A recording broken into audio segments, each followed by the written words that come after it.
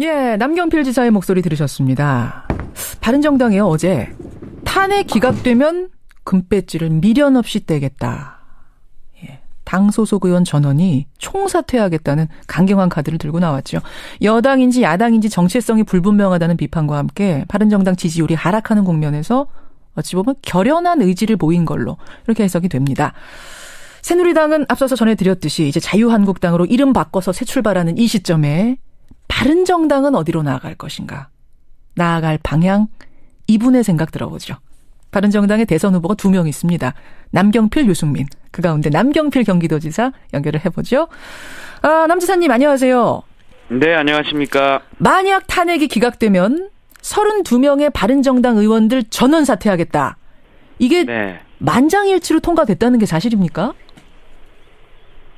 개인적으로 한두 분 생각이 조금 다를 수도 있겠으나 예. 그러나 당론입니다. 이게 어떤 의미일까요? 전원 사퇴가? 그러니까 바른정당이 생긴 이유에서 출발합니다. 이게 탄핵에 대해 지금 이 박근혜 대통령 그리고 새누리당의 국정농단에 반대를 하고 탄핵을 추진했던 그러한 당으로서 시작을 했잖아요. 그렇죠. 그러니까 탄핵이 기각된다면 바른정당이 태동한 근본적인 부분이 부정되는 거네요. 네, 존재가 부정되니 다 사퇴하자 이렇게 결정을 한 겁니다. 상당히 결연한 배수해진 이런 느낌이 드는데 근데 동시에 이런 주장도 하셨어요. 만약 반대로 탄핵이 인용되면 그러니까 탄핵이 되면 새누리당 의원 이제는 자유한국당이네요. 자유한국당 의원들도 전원 사퇴해야 된다 요구하셨죠. 그렇습니다. 이게 똑같은 거죠. 이게 지금 새누리당은 자유한국당 이름이 잘 입에 안 아직 안 붙어요. 예. 새누리당은 탄핵에 반대를 하고 있고요. 그러니 탄핵이 이제 인용이 되면 새누리당 역시 존재의 이유가 없죠. 그러면 의원직 모두 사퇴하라는 겁니다. 그러자 새누리당이, 그러니까 자유한국당이, 오늘까지는 좀 여러분 이해해 주세요. 저 왔다 갔다 합니다. 자유한국당이 곧바로 반발하고 나섰어요. 일고의 가치도 없는 물귀신 작전이다. 아니 자기들만 사퇴하면 되지 왜 남까지 사퇴하라 말이야 하느냐. 정치적인 명분 쌓기이자 쇼다. 뭐라고 답하시겠습니까? 그건 국민들이 판단하실 문제죠. 누구 말이 맞는지는 국민들이 보시고 바른정당 말이 맞네 이렇게 판단하시리라고 저는 생각합니다. 그리고 그런 여론입니다. 여러분은 어떻게 생각하십니까? 의견은 좀 받아보기로 하고 자유한국당 얘기가 나온 김에요. 남경필 지사님. 네. 지금 바른정당 못지않게 자유한국당도 국민들 향해서 메시지를 적극적으로 던지고 있습니다. 일단 자유한국당이라는 간판 바꿔 달았고 오늘부터는 전국을 돌면서 반성 투어라는 걸 시작한대요.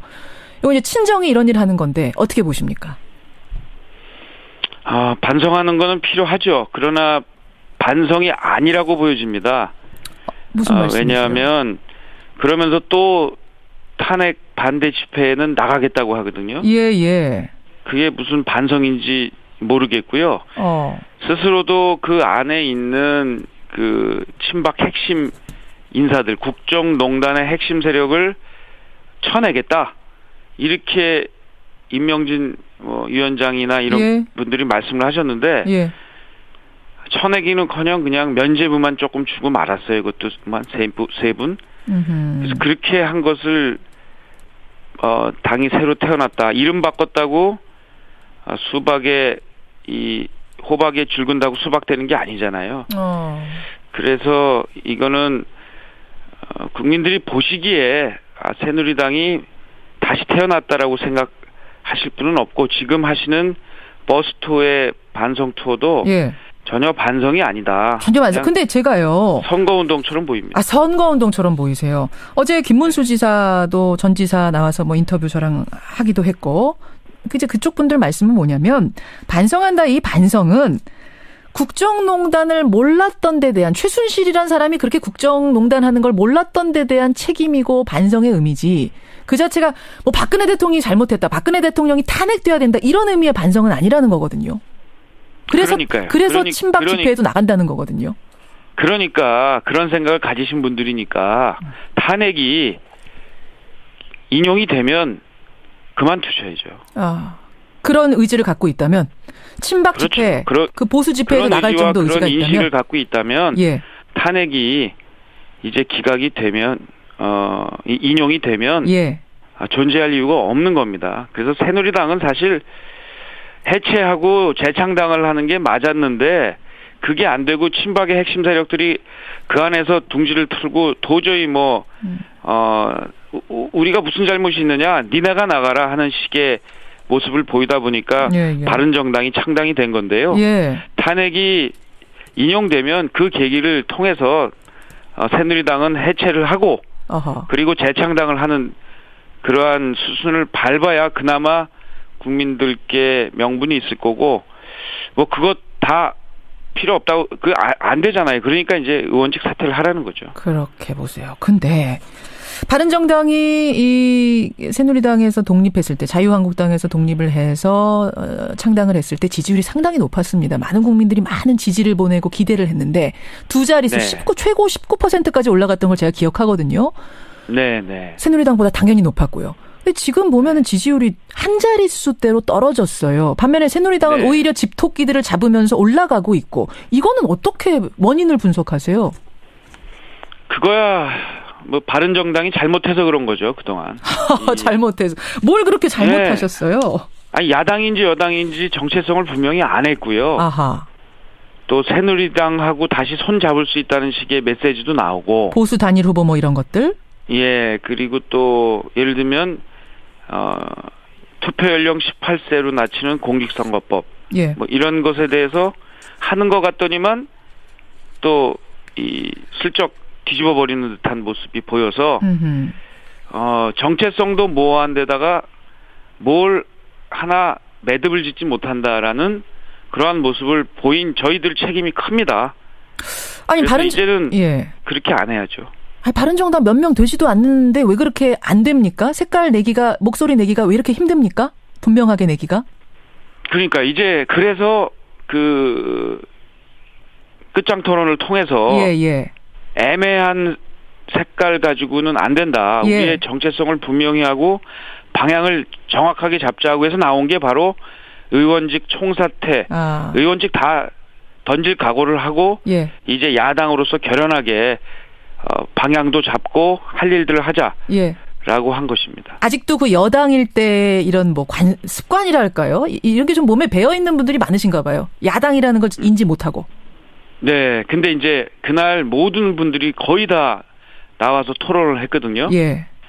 그래서 이제부터 또 주춤주춤 왔다 갔다 또 뒤를 쳐다보고 이러면 이제는 더 이상 국민들이 바른정당에 대한 기대를 안 하실 거라고 봅니다. 지금부터가 굉장히 중요합니다. 왔다 갔다 주춤주춤하면 언젠간 새누리당하고 합쳐질 거다. 흡수될 거다. 이런 관측도 나와요. 이거 기분 나쁘시지만 실제로 이런 얘기 나와요. 그렇게 새누리당하고 합해질 거다라는 얘기가 나오게 된 거는 이게 누구 잘못이 아니라 저희 잘못이에요. 잘못이다. 그렇게 그런 얘기가 나오는 순간 탄핵을 지금 지지하고 바라고 있는 국민들 눈에서 보자면 저거 그동안 쇼한 거 아니냐라는 얘기를 들을 수밖에 없기 때문에 이제는 더 이상 그러면 안 됩니다. 그래서 결국 해법 타개책으로 자강론이라는 게 나왔더군요. 자강론. 이렇게 결론이 난 거 맞죠? 그렇습니다. 그렇죠. 이제 대선에서 새누리와 손잡고 보수 단일 후보를 낸다든지 이런 건 안 하겠다. 독자 후보 내겠다. 이렇게 결의하셨어요? 그렇습니다. 저는 근데 거기서 궁금한 게 새누리와 그러니까 자유한국당과의 연대는 없다까지입니까? 아니면 국민의당이라든지 앞으로 생겨날지 모르는 제3지대와의 연대도 없다 합니까? 일단 힘을 키우자. 자강이죠. 스스로 힘을 키우고 거기서 멈춰서는 안 됩니다. 당연히 패권 세력을 제외한 나머지 세력과의 연대 이것은 앞으로 추진해야 합니다. 그러나 지금 연대를 먼저 얘기하면 힘 쌓기가 어려우니까 일단 우리 힘을 먼저 쌓고 그리고 앞으로 무엇이 대한민국을 위해서 좋으냐 이거는 명백해요. 국민들이 원하시는 거는 옛날처럼 끼리끼리 모여서 권력 나눠먹고 불투명하게 권력 운영하고 그다음에 진보 보수로 나눠가지고 계속 정치 싸움하는 이런 거 없애고 예. 서로 정치권이 힘을 합해라 하는 게 국민들이 바라시는 거니까 거기에 따라서는 우리가 힘을 합해야죠. 단 친박 패권 또 앞으로 이 우려되는 이런 친문 패권 이런 혼자 하겠다는 세력은 빼고 그리고 그동안 국정을 농단했던 원초적인 책임을 갖고 있는 세력은 빼고 예? 힘을 합할 수는 있다. 이렇게는 저는 그래요. 생각합니다. 지금 이제 친문에 대한 얘기하셨는데 네. 어제 문재인 전 대표가 지금 지지율 1위인 문재인 전 대표가 예비 후보 등록을 했습니다. 마쳤습니다. 근데 최근 네. 기자간담회에서 남경필 지사가 이런 말씀을 하셨더라고요. 나의 경쟁 상대는 안희정 지사다. 문재인 대표가 지금 1위를 한참 앞서서 하고 있는데 내 경쟁 상대는 안희정 지사다. 이거 무슨 말씀이세요? 저요? 예, 저의 예. 상대 왜냐하면 저는 문재인 대표가 본선에 올라올 거라고 생각을 안 해요. 그게 무슨 말씀? 이대로 지금 이 지지율 이대로라면은 문재인 대표 가능성이 가장 높은데? 오늘까지는 그렇겠죠. 그러나 내일 모레 달라질 겁니다. 왜냐하면 예? 말씀드린 대로 국민들이 이런 걸 바라세요. 제가 경기도에서 지금 연정을 하고 있잖아요. 예. 지금 더불어민주당하고 대연정을 하고 있는데요. 그렇죠. 국민들이 너무 좋아하세요. 왜 좋아하냐면 정치권이 싸우질 않아요. 저희 경기도에서는 정당 간에 이렇게 극심한 대결 없습니다. 그리고 예. 집행부하고 의회가 같이 이렇게 연정을 하다 보니까 예. 뭐 정부가 하고자 하는 일이 잘 의회의 의사를 반영하고 조정을 해서 의회에서 잘 통과가 돼요. 예, 그러니까 일자리 창출도 잘 되고 성과가 있거든요. 그러니까 국민들이 바라는 게 이런 거죠. 뭐 보수 진보 진영 논리로 하지 말고 서로 힘을 합해서 국민들이 원하는 일들을 해라.